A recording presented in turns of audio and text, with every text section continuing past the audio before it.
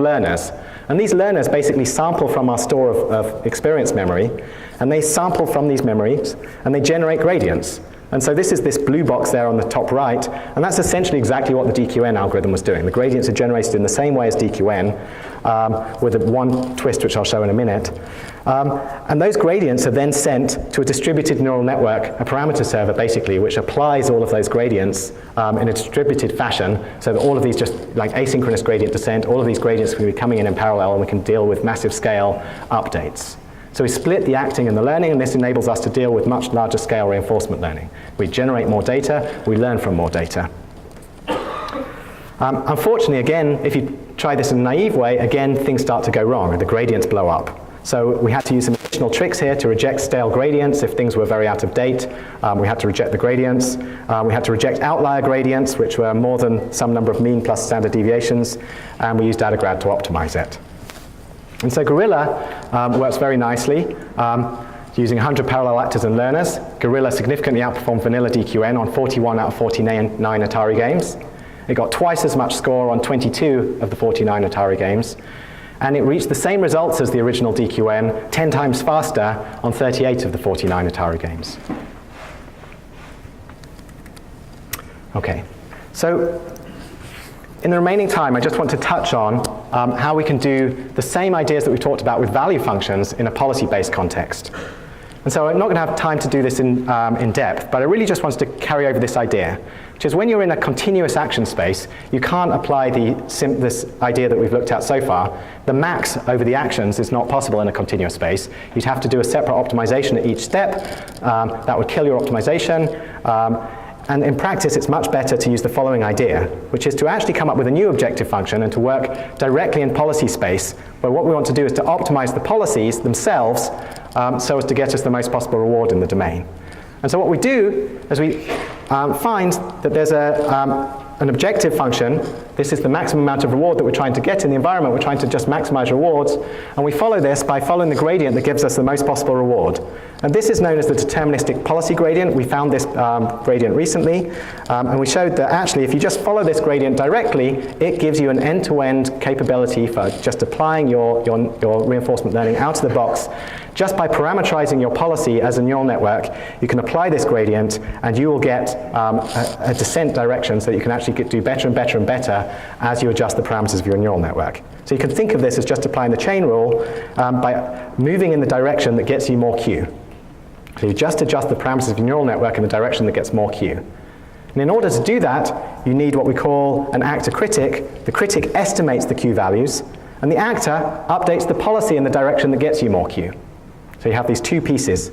So we basically have two different networks now, one for the actor, one for the critic.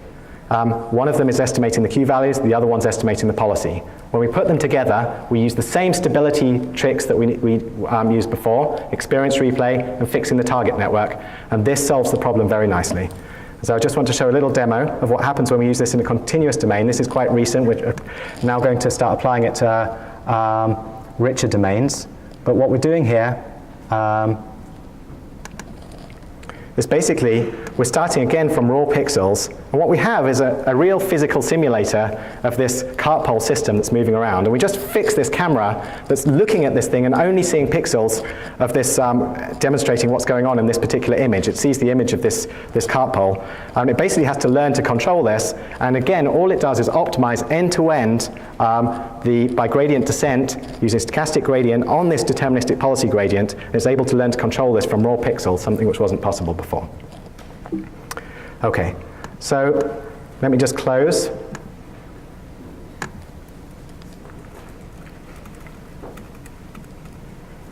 So I just wanted to finish by saying that reinforcement learning, it provides a general purpose framework for AI.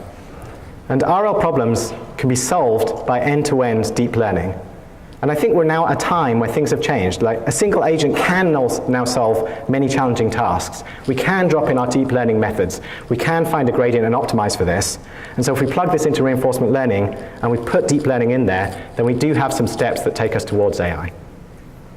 So I'm happy to take questions. Thanks very much.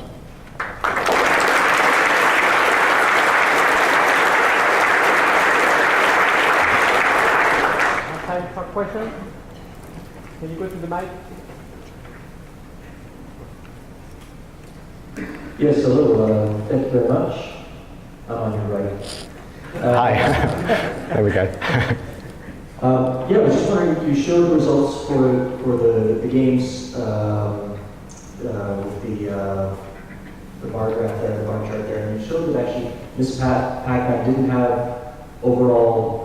I thought you showed that Miss Pac-Man, any games with 2D motion except for the sort of swimming submarine game, were having less good than game performance. But then you showed that Miss Pac-Man had to discover that optimal strategy. So was that just a particular case, or what's the case with Pac-Man? Does it beat a human or not? So the latest results of Pac-Man are now superhuman using this method. Yeah.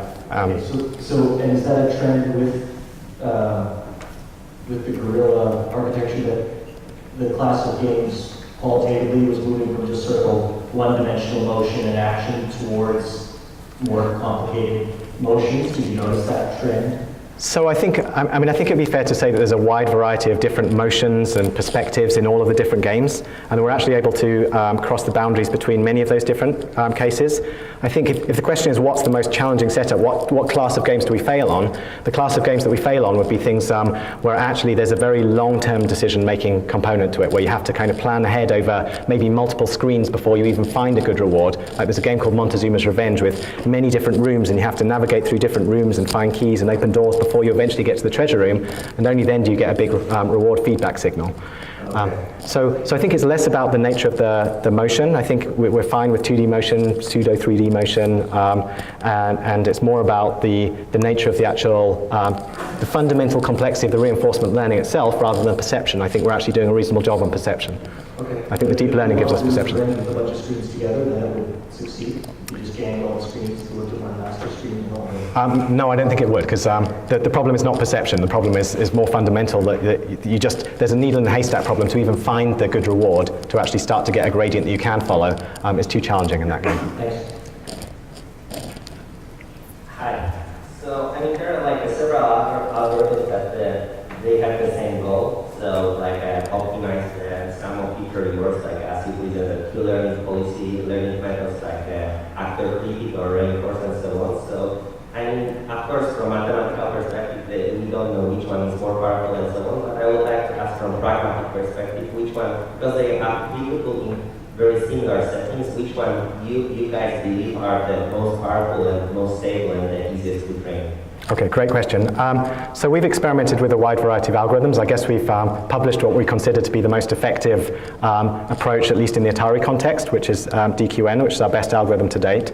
However, if you move to other settings like continuous actions, it's no longer sufficient to use this setup. So in that case, the actor-critic setup has been very effective with us. So this demo I showed with the pendulum was using an actor-critic architecture.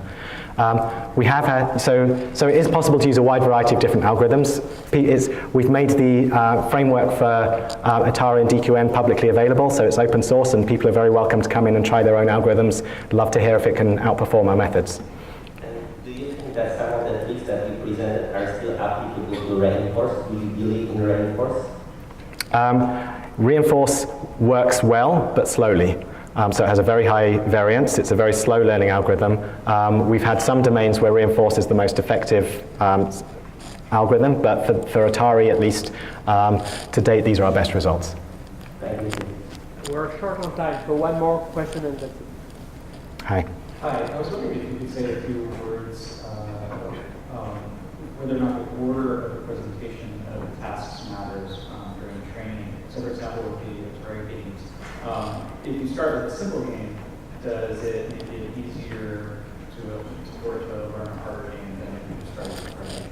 Okay, that's a great question. So these results we basically trained on each game independently. So the baby kind of got reset and was born again for each new environment it was placed into. An interesting question is whether we could do better by using transfer learning. In other words, presenting one domain and using that domain to learn some preliminary knowledge that would then transfer to other settings. So that would be future work. Okay, let's thank David again.